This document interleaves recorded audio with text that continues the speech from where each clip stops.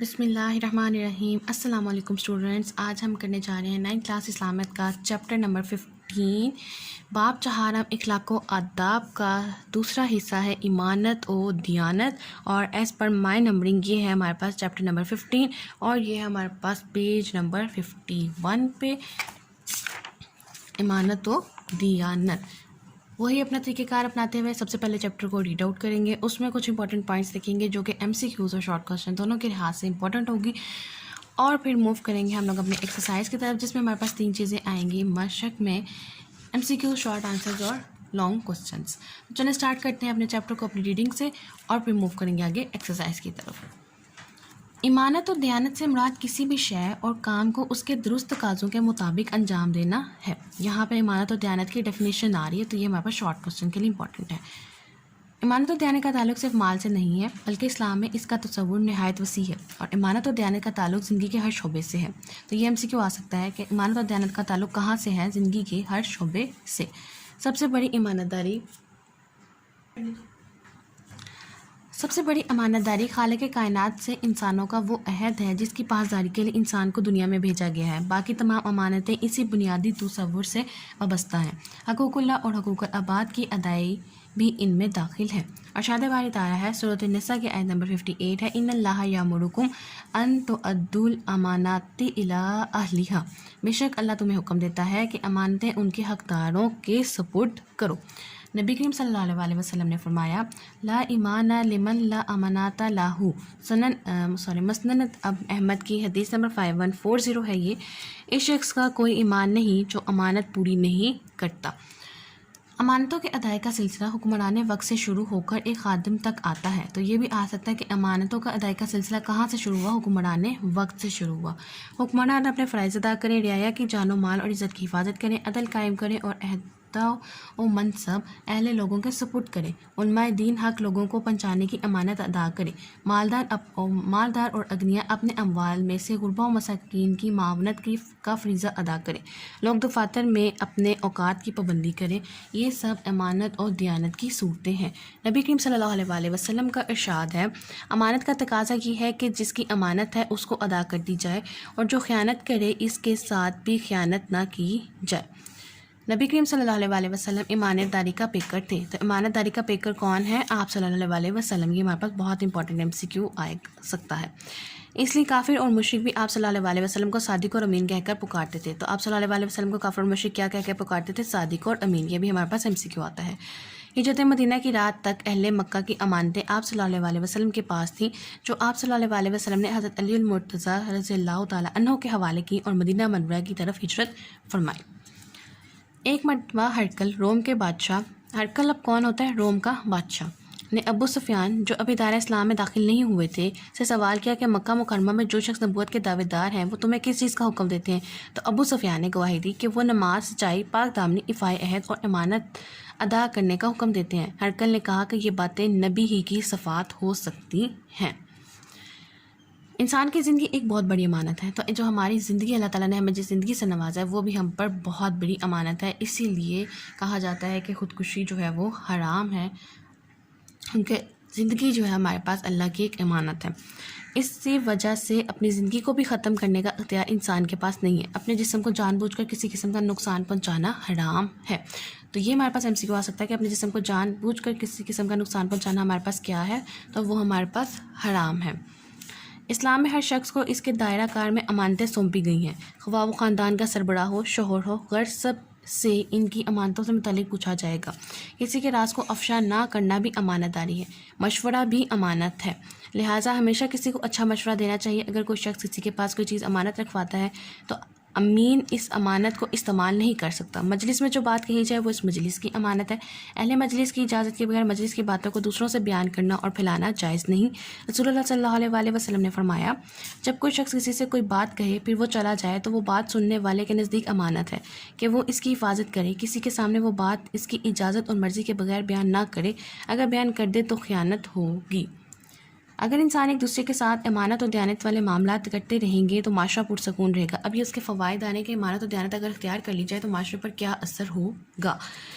معاشرہ پرسکون رہے گا، لوگوں میں اعتماد کی فضا بحال رہے گی۔ بددیانتی اور دھوکہ دہی سے انسانی معاشرے میں بد اعتمادی اور انتشار جیسے منفی رجحانات فروغ پاتے ہیں اور انسان کی تخلیقی مقاصد فوت ہو جاتے ہیں، اور انسان نہ صرف اشرف المخلوقات کے عظیم رتبے سے نیچے گر جاتا ہے بلکہ جنت جیسی دائمی نعمت سے بھی محروم ہو جاتا ہے۔ اور لاسٹ ٹو لائنز میں ہمارے پاس اس چیپٹر کا حاصل کلام ہے کہ ہمیں چاہیے کہ ہم اس اسلامی تعلیمات کی روشنی میں امانت اور دیانت کو اپنائیں تاکہ ہمارا معاشرہ ایک اسلامی اور فلاحی معاشرہ بن سکے اور ہم دنیا اور آخرت میں کامیابی حاصل کر سکیں۔ تو اسٹوڈینٹس، یہ تھا ہمارے پاس آج باب چہارم کا چیپٹر نمبر 2، دوسرا حصہ اس کا امانت اور دیانت پہ، اور ایک بالکل جو ایک چھوٹا سا چیپٹر تھا ہمارے پاس اور بہت ہی سا چیپٹر تھا جس میں ہمیں قرآن اور حدیث کی روشنی میں امانت اور خیانت سے بچنے کی تلقین کی گئی ہے، اور ہمیں بتایا گیا ہے کہ واقعات کے ذریعے اور قرآن کی روشنی میں اور حدیث کے ذریعے کہ ہمیں امانت کو جو ہے وہ اختیار کرنا چاہیے اور خیانت سے جس حد تک ہو سکے اس سے بچنا چاہیے۔ مجھے امید ہے آپ کو یہ آج کا سبق سمجھ آ گیا ہوگا۔ ان کیس اگر آپ لوگوں کا کوئی کوشچن ہے، کوئی کوئری ہے تو آپ مجھ سے پوچھ سکتے ہیں، میں مکمل کوشش کروں گی کہ آپ کو ہر کوشچن کا جو ہے وہ آنسر کر سکوں۔ آگے چلتے ہیں ہم اپنے مشق کی طرف، اور مشق میں ہمارے پاس سب سے پہلا حصہ آتا ہے درست جواب کا انتخاب، اور پہلا سوال ہے امانت اور دیانت کا تعلق ہے زندگی کے ہر شعبے سے۔ دوسرا کوشچن آ جاتا ہے ہجرت مدینہ کے وقت نبی کریم صلی اللہ علیہ وسلم کے پاس امانتیں موجود تھیں کفارِ مکہ کی۔ تھرڈ کوشچن ہے نبی کریم صلی اللہ علیہ وسلم کے حکم سے کفارِ مکہ کو امانتیں واپس لوٹائیں حضرت علی رضی اللہ تعالیٰ عنہ نے۔ فورتھ کوشچن آتا ہے کسی کے راز کی حفاظت کرنا کہلاتا ہے امانت داری۔ لاسٹ ہے ففتھ کوشچن، حدیث مبارک کے مطابق مجلس میں کی گئی بات ہے امانت۔ سیکنڈ پارٹ ہے ہمارے پاس مختصر جوابات، اور پہلا کوشچن ہے امانت داری سے کیا مراد ہے، اور اس کا کوشچن ہے ہمارے پاس پیج نمبر 51 پہ فرسٹ پیراگراف، امانت اور دیانت سے مراد کسی بھی شے اور کام کو اس کے درست تقاضوں کے مطابق انجام دینا ہے۔ امانت اور دیانت کا تعلق صرف مال سے نہیں بلکہ اسلام میں اس کا تصور نہایت وسیع ہے، اور امانت اور دیانت کا تعلق زندگی کے ہر شعبے سے ہے۔ تو فرسٹ 2 لائنز جو ہے وہ ہمارے پاس شارٹ 1 کا آنسر ہے۔ سیکنڈ کوشچن ہے قرآن مجید کی آیت کریمہ کی روشنی میں امانت کی اہمیت بیان کریں۔ سیکنڈ کوشچن کی روشنی میں قرآن کی روشنی میں ہم نے بتانا ہے ارشاد باری تعالیٰ ہے سورۃ النساء کی آیت نمبر 58، بے شک اللہ تعالیٰ تمہیں حکم دیتا ہے کہ امانتیں ان کے حقداروں کے سپرد کرو۔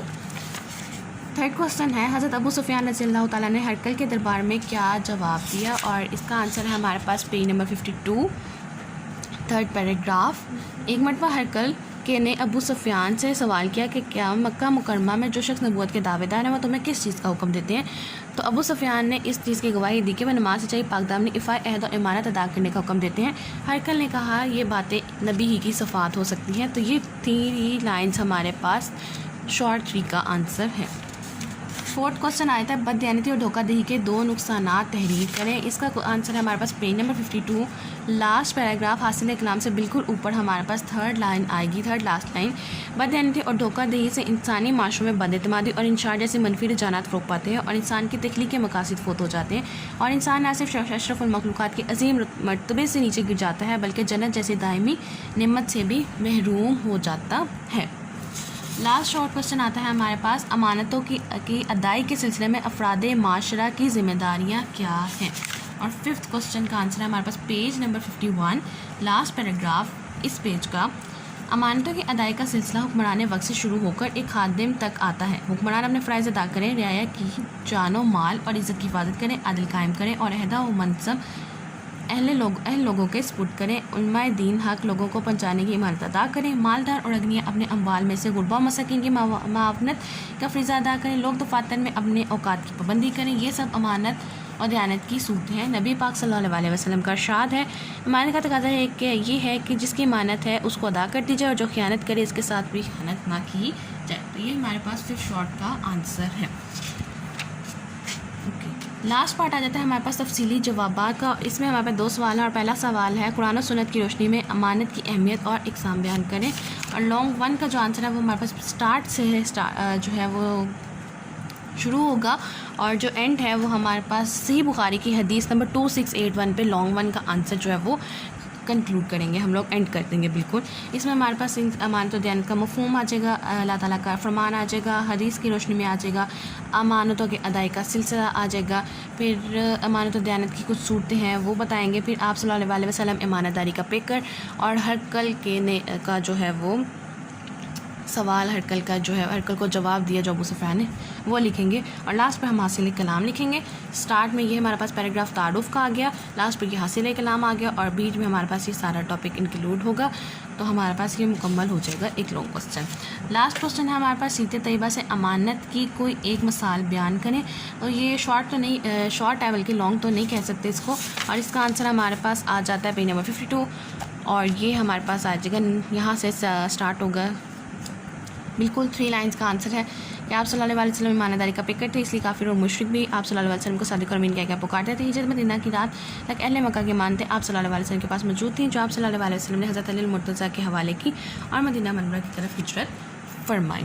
تو اسٹوڈنٹس یہ تھا ہمارے پاس آج باب جہنم کا سبق امانت و دیانت، جو کہ اس کا سیکنڈ سبق ہے ہمارے پاس، اور ہم نے اسی طریقہ کار کو اپناتے ہوئے first of all read out کیا، کچھ انپارٹنٹ پوائنٹس دیکھے، اور آگے ہم لوگوں نے اپنی مشق کو دیکھا، اور مجھے امید ہے کہ آپ لوگوں کو آج کا سبق سمجھ آ گیا ہوگا۔ ان کیس اگر کوئی کوسچن ہے جو آپ لوگوں کو سمجھ میں نہ آیا ہو یا مجھ سے بتانے میں کہیں رہ گیا ہو تو آپ مجھ سے ضرور پوچھ سکتے ہیں، میں اپنی مکمل کوشش کروں گی کہ آپ کا ہر کوائری ہر کوسچن کو کلیئر کر سکوں۔ اور لاسٹ میں میری آپ سب سے صرف ایک چھوٹی سی ریکویسٹ ہے کہ کائنڈلی پلیز چینل کو سبسکرائب کر کے ویڈیو کو سپورٹ کیجیے، لائک کیجیے اور شیئر کیجیے۔ Thank you so much.